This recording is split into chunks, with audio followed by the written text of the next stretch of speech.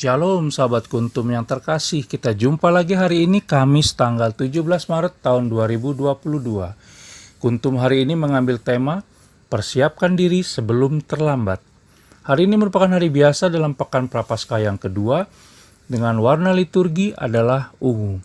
Adapun struktur bacaan kita pada hari ini, bacaan pertama diambil dari kitab Yeremia 17 ayat 5 sampai dengan 10, Mazmur tanggapan diambil dari kitab Mazmur 1 ayat 1 sampai 4 dan ayat 6. Bait pengantar Injil diambil dari Injil Lukas 8 ayat 15. Sementara bacaan Injil sendiri diambil dari Injil Lukas 16 ayat 19 sampai dengan 31. Struktur bacaan kita pada hari ini sama dengan struktur bacaan pada hari Kamis tanggal 4 Maret tahun 2021 dan hari Kamis tanggal 21 Maret tahun 2019. Baik sahabat Kuntum yang terkasih, saya akan bacakan bacaan Injil kita pada hari ini yang diambil dari Injil Lukas 16 ayat 19 sampai dengan 31. Orang kaya dan Lazarus yang miskin.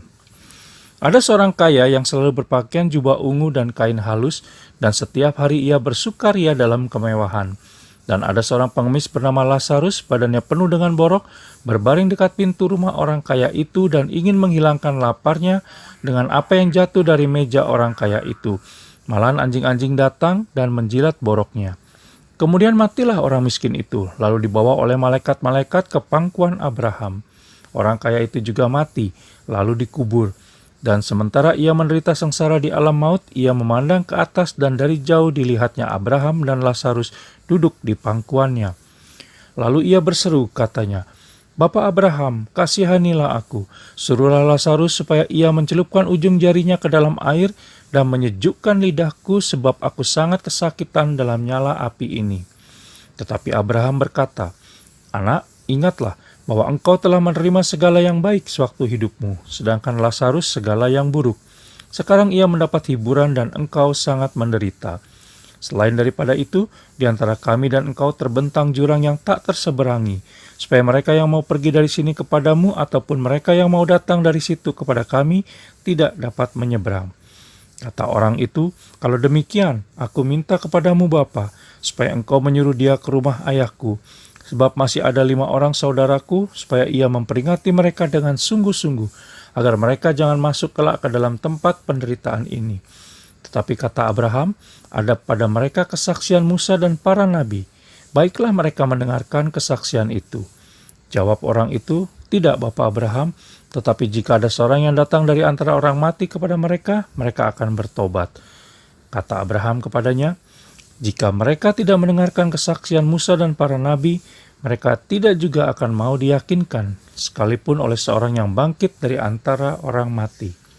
Demikianlah sabda Tuhan, terpujilah Kristus. Sahabat Kuntum yang terkasih, kisah orang kaya dan Lazarus yang miskin mengingatkan kembali kepada kita untuk mempersiapkan diri dengan baik dalam menghadapi kematian kita masing-masing agar tidak terjadi penyesalan. Bila sudah demikian, maka kita tidak punya pilihan lain selain menggunakan waktu yang ada untuk melakukan segala hal yang baik.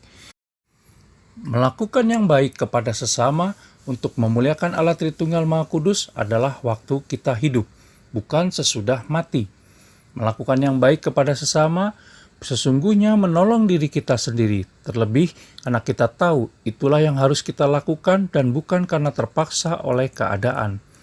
Kita harus membuka ruang hati kita masing-masing bagi Allah Tritunggal Maha Kudus dan memberi tempat bagi cinta kasih terhadap sesama serta bukan menggantungkan hidup kita kepada sesuatu yang dapat binasa.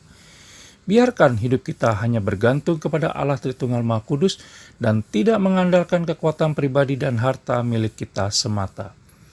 Bahkan dalam bacaan Injil pertama hari ini yang diambil dari kitab Yeremia 17 ayat 5 sampai dengan 10 sangat jelas tertulis bahwa terkutuklah orang yang mengandalkan manusia, mengandalkan kekuatannya sendiri dan hatinya menjauh daripada Tuhan.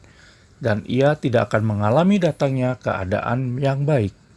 Tetapi diberkatilah orang yang mengandalkan Allah Tritunggal Maha Kudus dan menaruh harapan kepadanya. Tidak salah dengan memiliki harta di dunia ini. Harta yang kita miliki adalah suatu anugerah yang pantas untuk disyukuri.